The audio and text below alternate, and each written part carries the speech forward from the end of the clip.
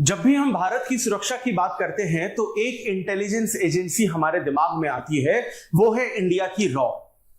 Raw एक ऐसी agency है जिसे 1960s के डेकेड में भारत की इंटरनल और एक्सटर्नल सिक्योरिटी से रिलेटेड इंफॉर्मेशंस को इंडियन गवर्नमेंट और डिफेंस को शेयर करने के लिए बनाया गया था। और तब से लेकर आज तक रॉ ने कई सक्सेसफुल ऑपरेशंस किए हैं और इनकी अचीवमेंट की गाथाएं हमें हर जगह देखने को मिलती हैं। लेकिन इस अच्छी सिचुएशन में भी कई बार हमें ऐसी चीजें देखने को मिलती है जब रॉ के कुछ एजेंट्स डबल एजेंट्स बन जाते हैं, यानी रॉ के कुछ ऑफिसर्स विदेशी ताकतों के हाथों बिक जाते हैं या उनके खिलाफ हनी ट्रैपिंग जैसे केसेस देखने को मिलते हैं, जिस वजह से वो मजबूर हो जाते हैं या लालच में आ जाते हैं अपने ही देश से गद्दारी करने के लिए और भारत की सीक्रेट इंफॉर्मेशंस को दूसरे देशों को बेच देते हैं। इसी तरीके के एक केस उन्नी कृष्णन स्पाई स्कैंडल के बारे में आज के इस वीडियो में हम लोग डिटेल में और आसान भाषा में समझने की कोशिश करेंगे। Welcome to Chahal academy, this is Anubhav Deepani. तो हम यहां पर बात कर रहे हैं उन्नी कृष्णन स्पाई स्कैंडल की। यह बेसिकली एक ऐसा केस है जो जब भारत की सरकार और भारत के लोगों के सामने आया तो उसने सभी लोगों को पूरी तरीके से यहां पर आश्चर्यचकित कर दिया था।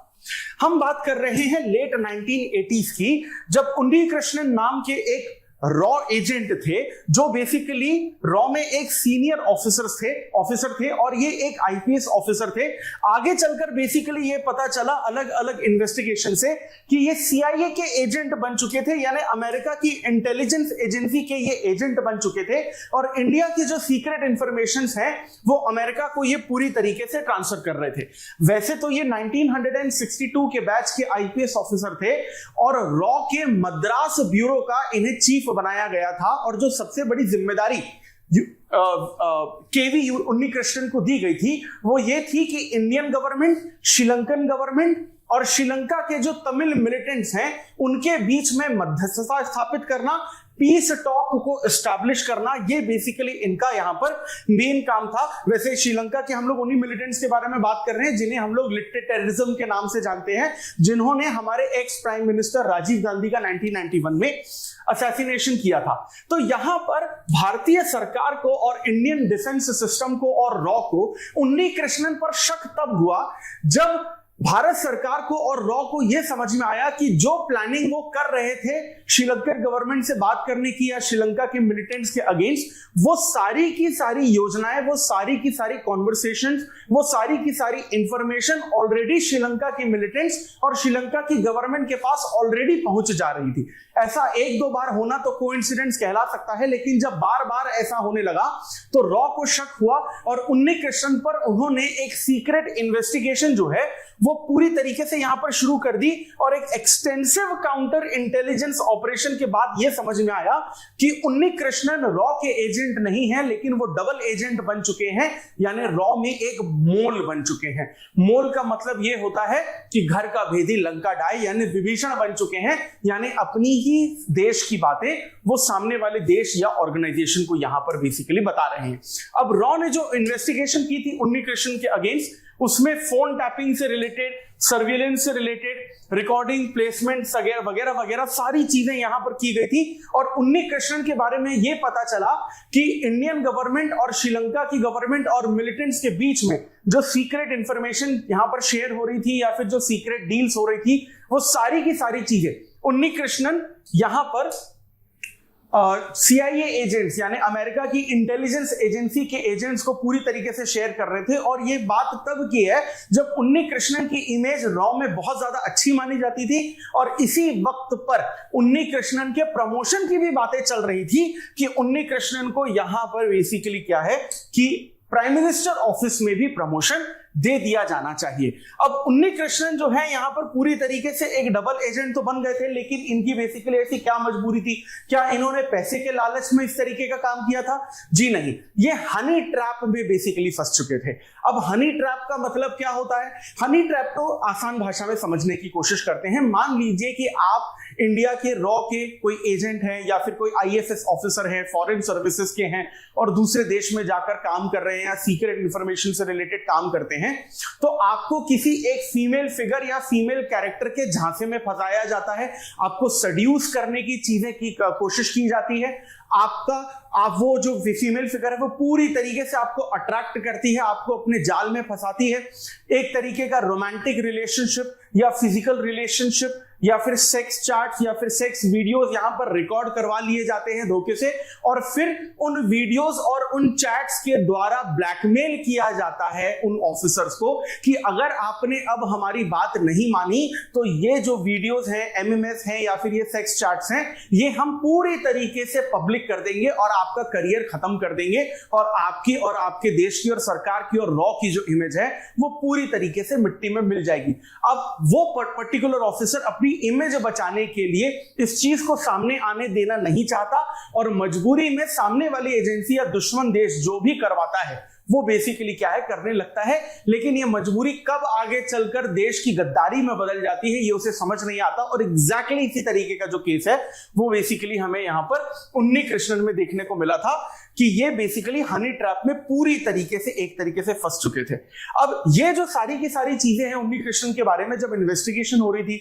या उनको जब हटाया गया था तब तो ये सारी चीजें सामने नहीं आई, लेकिन 1987 में जब रॉ के चीफ एस.ई. जोशी रिटायर हुए तब जाकर उन्होंने हनी ट्रैपिंग का जो इशू है इसको पब्लिकली इशू बताया और उन्नी कृष्णन के एग्जाम्पल के साथ ही बेसिकली बताया, जहां पर छोटे से लेकर बड़े से बड़े ऑफिसर तक हनी ट्रैपिंग जो है वो करवाई जाती है। अच्छा, बात यहां पर इंटरेस्टिंग आज के दौर में ये भी हो चुकी है कि हनी ट्रैपिंग जो है वो अब सिर्फ मेल ऑफिसर्स के अगेंस्ट नहीं, फीमेल ऑफिसर्स के साथ भी की जाती है। जिस तरीके से मेल ऑफिसर्स को लड़कियों के माध्यम से फंसाया जाता है, कई बार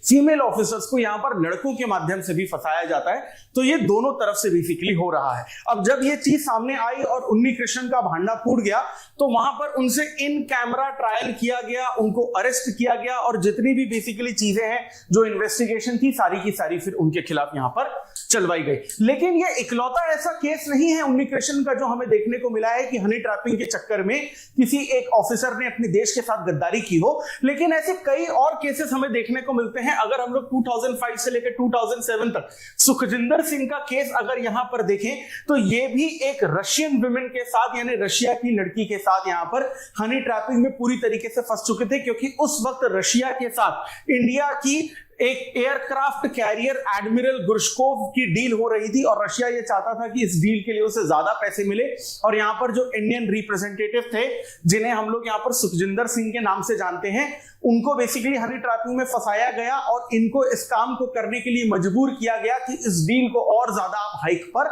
लेकर जाएं। इसके अलावा अगर हम लोग मनमोहन शर्मा की बात करते हैं तो 2008 में हनी ट्रैप में बेसिकली इनको भी फंसाया गया था। ये मई 2008 में मनमोहन शर्मा एक सीनियर रॉ ऑफिसर थे और ये भी हनी ट्रैपिंग में फंसे थे जब ये बेसिकली बीजिंग में पोस्टेड थे। तो एक चाइनीज लैंग्वेज टीचर थी जिनका इनसे एक रोमांटिक अफेयर हो गया था, इसको भी बाद में हनी ट्रैपिंग की तरह बेसिकली लिया गया था और बाद में फिर बेसिकली इनको उस पोस्ट से हटा दिया गया और इनके खिलाफ भी पूरी तरीके से इन्वेस्टिगेशन की गई। इसके अलावा 2007 और 8 में रवि नायर के साथ भी सेम तरीके का हनी ट्रैपिंग हुआ था। रवि नायर 2007-8 में एक रॉ ऑफिसर थे और हांगकांग की कोई एक लेडी थी जिनका इनके साथ एक रोमांटिक अफेयर जो है वो चालू हो गया था। बाद में रॉ को पता चला कि रवि नायर हनी ट्रैपिंग में शायद फंस सकते हैं तो उन्हें वहां से वापस बुला लिया गया। उस वक्त ये बेसिकली साउथ ईस्ट एशिया के जितने भी मैटर्स से उनको हैंडल करते थे, लेकिन इनको पोस्ट से नहीं हटाया गया, लेकिन सिर्फ इनका ट्रांसफर किया गया और फिर इनको श्रीलंका भेज दिया गया रवि नायर को। प्रॉब्लम तब होती है जब वो हांगकांग की लेडी रवि नायर का पीछा करते करते श्रीलंका तक पहुंच जाती। तो रवि नायर को तो इसमें विश्वास हो गया कि प्यार की एकदम इंतहा हो चुकी है और वो हांगकांग की लड़की सच में मुझसे प्यार करती है, लेकिन वो हनी ट्रैपिंग इतना ज्यादा बड़ा था कि हांगकांग से लेकर श्रीलंका तक चला। बाद में श्रीलंका के बाद फिर रवि नायर को पूरी तरीके से यहां पर पोस्ट से हटा दिया गया। और रविंदर सिंह का जो केस है 2004 का, ये सबसे बड़ा एक फेमस केस कहा जाता है। ये भी हनी ट्रैपिंग में फंसे थे और फिर ये डबल एजेंट बन गए थे और CIA के लिए रॉ के नाम पर एक मोल की तरह काम कर रहे थे, यानी डबल एजेंट अमेरिका के बन चुके थे और बहुत सारी सीक्रेट इंफॉर्मेशन जो है इन्होंने बेसिकली यहां पर निकाली थी। तो इस पूरे के पूरे मैटर से और उन्नीकृष्णन के अलावा कई अलग अलग केसेस से बेसिकली हमें यह समझ में आता है कि आज की डेट में हमको यूपीएससी के सिलेबस में जीएस पेपर 4 में एथिक्स, इंटीग्रिटी, मॉरल वैल्यूज इसलिए सिखाई जाती हैं क्योंकि आप सभी वो एस्पिरेंट्स जो आगे चलकर आईपीएस या आईएफएस ऑफिसर बनने वाले हैं, आपके साथ भी इसी तरीके के हनी ट्रैपिंग के केसेस हो सकते हैं। अगर आप बहुत बड़े लेवल पे पहुंचते हैं, उस वक्त आपको अपने कैरेक्टर को संभाल के रखना है, स्ट्रांग रखना है, अपने विवेक का इस्तेमाल करना है और अपने चरित्र को संभाल कर रखना है और सिर्फ सारा काम देशभक्ति की तरफ ही करना है। क्योंकि अगर कोई भी ऑफिसर इस तरीके के हनी ट्रैपिंग में फंसता है तो नुकसान सिर्फ उसका नहीं, पूरी की पूरी सरकार का, ऑर्गेनाइजेशन का और देश का होता है। और अगर इस तरीके के हनी ट्रैपिंग के केस में आप फंसते हैं तो आपका पूरा का पूरा करियर जो है सरकार के द्वारा उसी वक्त खत्म कर दिया जाता है। तो इसी तरीके के इंटरेस्टिंग और कॉम्प्लिकेटेड टॉपिक्स को अगर आप डिटेल में और आसान भाषा में समझना चाहते हैं, so for that please stay tune to Chahal academy, ताकि हम ज्यादा से ज्यादा कंटेंट आपको प्रोवाइड करके आपके यूपीएससी सिविल सर्विसेज एग्जामिनेशन की प्रिपरेशन को और आसान बना सकें। और ये हनी ट्रैपिंग का केस रॉ में किस तरीके से घुसा था और नुकसान पहुंचाया था और आपका एथिक्स और इंटीग्रिटी कितना ज्यादा जरूरी है आपके लिए, अगर आप ये चाहते हैं कि इस वीडियो के माध्यम से ये सीख देश के ज्यादा से ज्यादा एस्पिरेंट्स को मिल पाए, तो इस वीडियो को ज्यादा से ज्यादा लाइक और शेयर करिए और यूट्यूब चैनल को सब्सक्राइब करिए। This is Anubhav Deepani signing off. I will see you in the next video. Thank you very much.